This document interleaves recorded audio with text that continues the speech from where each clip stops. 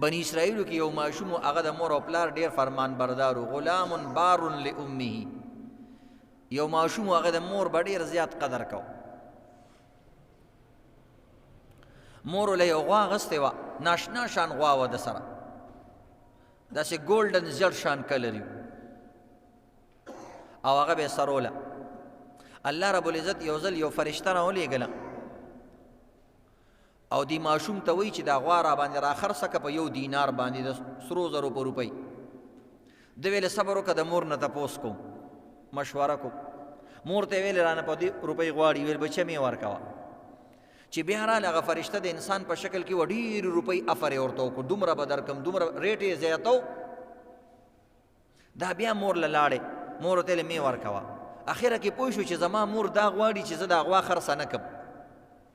ګینې هغه هلک له غوا خرڅول جایز و د هغه خپله غوا وه خو ویل نه د مور نه تپوس کوم چې زما مور څه غواړي نو د مشرانو سره مشوره کول پکار عزتمندو خو چې هغوی په هغه څیزونو پوهېږي هله هسې به مشران په عذاب هم نه اوس کاروبار مسله ولته یوسې نو ته خو به هغوی له دماغ خراب کړي هغوی به نور جنجال کې مبتلا شي خو بهرحال چې کومو څیزونو باندې هغه پوهېږي نو هغوی کې د هغوی منل پکار دي او مشوره اخیستل پکار دي هغه هلک واپس رالی هغه فرشتې چې انسان په شکل کې ویل زما مور دا نه خرڅوي ما ته مې خرڅوه نو زموږ ضرورت نشته اگر چې ته موږ له پیسې ډېرې راکې خو زما د مور خبره منم زه دا غوا نه خرڅوم هغه ورته ویل شابسې بچیه او ستا غوندې بچي باندې د شاباسي او آفریني چې دومره ډېرو روپو ته ټینګ شوې او د مور خبرې ته ګوري او د مشرانو خبرو ادب کې ورته یې بچیه زه درته یو خبره کوم د دې خیال ساته د دې غوا به سوداسې وروسته وخت راځي ډېر لوی قیمت به یې لګول کېږي خو یاد ساته چې ارزان یې دنه څوک وانلي د دې به ډېر زیات قیمت لګولی کېږي بس دا خبره یاد ساته ویل ټیک د مهرباني بیا څه وخت کې په بني اسرائیلو کې یو مړی وشو قرآن پاک کې سوره بقره کې د دې تذکره ده او هغوی کې اختلاف جوړ شو خپلوانو چې کوم د تربورانو دغه مړی کړی د میراث دپاره چې موږ ته به ټول میراث پاتې شي او بیا په خپله باندې عدالت کې دعوه دایر کړه چې زموږ تربور چا وژلی دی نو موسی علیه السلام له خبره راله هغه ویل جیني ځان یې چې کوم دی چوری اور سینا زوری یو اغلا کړی دا او بله بدماشي کوله ویل زموږ سړی چا وژلی دی بعضې کسان ډېر هوښیاراني چالاکاني کار خپله وکړي په بلې رامه نو بهرحال موسی علیه السلام ورته ویل تاسو خو ډېر زیات خفئ نو زه د الله سره مشوره کوم بس ټیک ده د دې به دله حل راوباسي او دا خو ډېر لوی ظلم شوی قتل ویل ټیک ده الله رب العزت چې کوم دی قرآن پاک کې هغه آیاتونه راغلي نبي علیه السلام باندې هغه قیسې خبر ورکړی دی وی الله ورته چې دا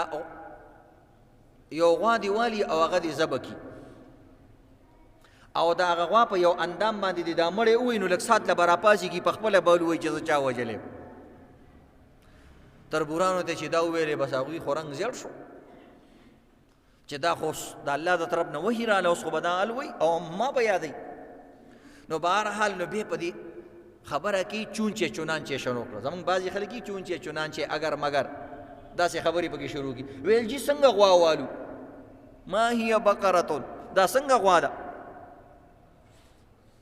موسی علیه السلام ورته خو ساده خلکو غوا والی غوا څه ته وایي ویل نه جي وړه پکار ده که زړه نو الله رب العزت ورته چې نه وړی او نه زړی بیا چې راله وایي چې څنګه غوا ده څه کارونه مارونه یې کړي که نه نو الله رب العزت نورم سخته کنه وایي نه داسې غوا به الې چې کارونه مارونه پې چا نه کړي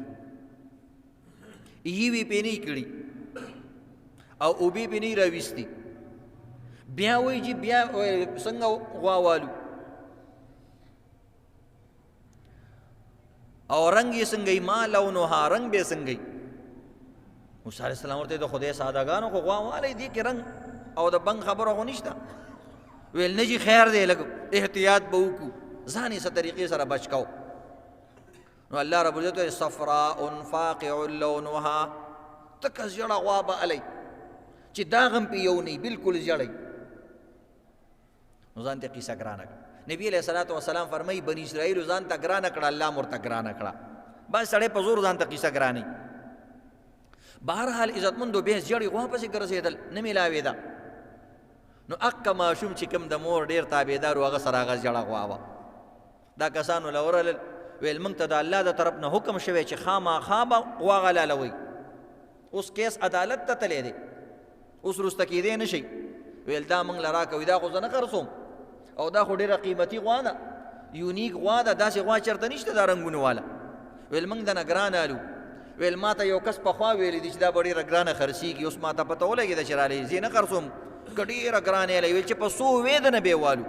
بعضې تفسیرونو لیکلي دي هغه ورته وویلې چې دا به سونې سره تلی نو دلی درکو نو د الله حکم و سونې سره یې وتلله یا پیسو سره یې وتلله او هغه غوا یې ترې واخېسته او هغه یې حلاله کړه او چې هغه مړی پې ووالو ویې لکه چا مړ کړی وایي همدې تربور مړ کړی نو پیسې هم لاړې او سر یې پکې لاړو بهرحال عزتمندو هغه ماشوم ته الله رب العزت د مور او پلار د خبرې منلو د وجې نه یتیم ماشوم الله رب العزت له دومره رزق ورکو د غوا نه یې خلاص کړو د ګیا نه یې خلاص کړو ټول عمر له مالداره کړو نو کله ناکله عزتمندو که مور سره مشوره نه کوي کم از کم دومره ورته وایي وی مورې ډېر سخت کار راغلی دی او یا یو مثلا یو پروجیکټ دی یا یو کاروبار دی یا یو معامله ده دعا راته وکړه چې خدای راته دا کار آسان کړي نو مور غریبه به راته څه وکړي لاس به اوچت کړي د مور دعا د اخلاص نه ډکه دعا ځکه د مور کلیجه د بچي دپاره هر ټایم خوږېږي